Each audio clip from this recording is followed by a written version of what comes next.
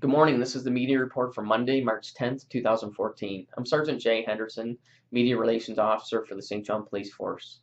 This video will outline newsworthy events that transpired over the weekend of Friday, March 7th up until this morning at 6 a.m. We encourage anyone that may have information that can assist us in any of our investigations to please give us a call at 506-648-3333, or you can do it anonymously through the Provincial Crime Stoppers at 1-800-222-8477 crimenb.ca. Going back to Friday, the St. John Police Force responded to 133 calls for service.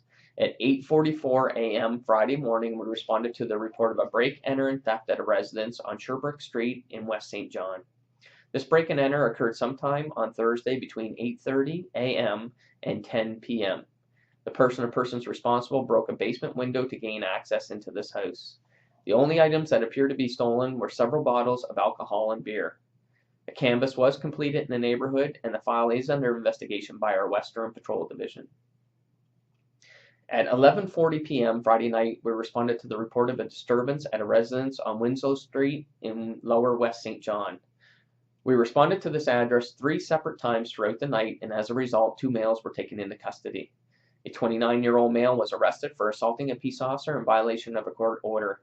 He was held in police custody and is expected to make a court appearance sometime today to answer to the approved charges.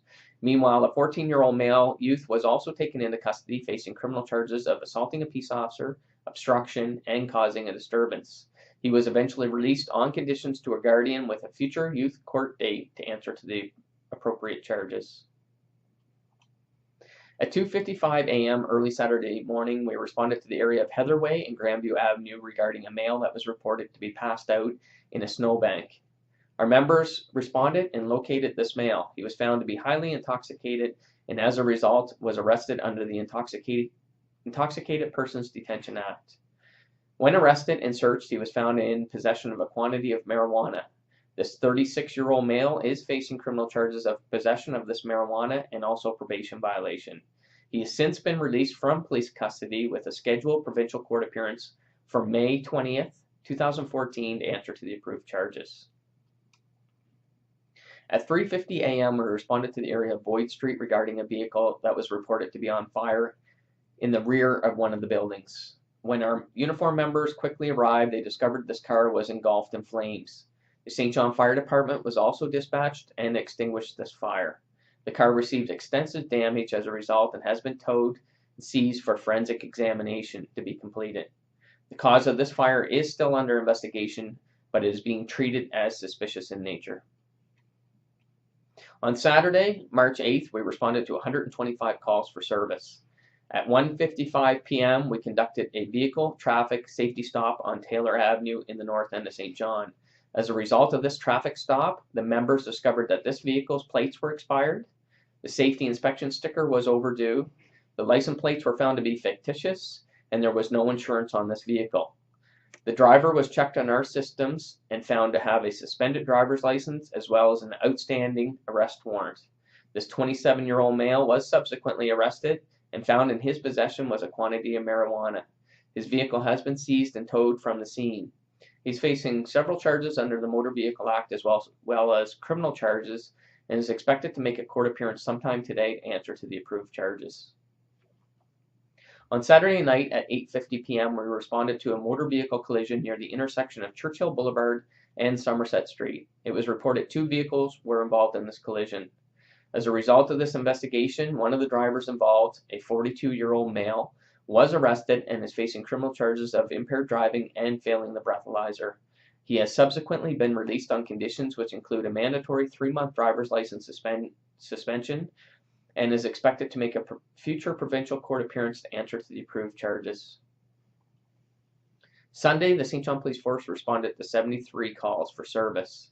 At 3:57 p.m. yesterday afternoon, we responded to a multi-unit apartment building located on Adelaide Street in the north end of St. John. This call was regarding a break, enter, and theft that occurred sometime over the last week where 3 apartments were broke into and the person or persons responsible cut and removed all of the copper plumbing piping, which resulted in extensive damage to all 3 units. A brand new dehumidifier was also reported stolen during this break and enter. This file is currently under investigation by the Force's Major Crime Unit. At 5:35 p.m., we responded to another report of a break-and-enter at an address in the north end of St. John off of Lawson Court. The person or persons responsible entered this residence and stole several electronic devices, including a Samsung Galaxy tablet, an Xbox 360 game console, and several games. The break-and-enter was believed to have occurred yesterday afternoon between 3:15 p.m. and 5:20 p.m. And last to report, at 2:58 a.m. early this morning, we responded to the report of 2 people that were believed to have been assaulted with a weapon. The Major Crime Unit is investigating this incident that occurred in the Uptown area near Market Square, which resulted in 2 males aged 24 and 31 being transported to the St. John Regional Hospital with what was described as stab wounds. The injuries are considered serious but not believed to be life-threatening. 2 other males aged 20 and 21 have been arrested and are believed to be connected with this incident.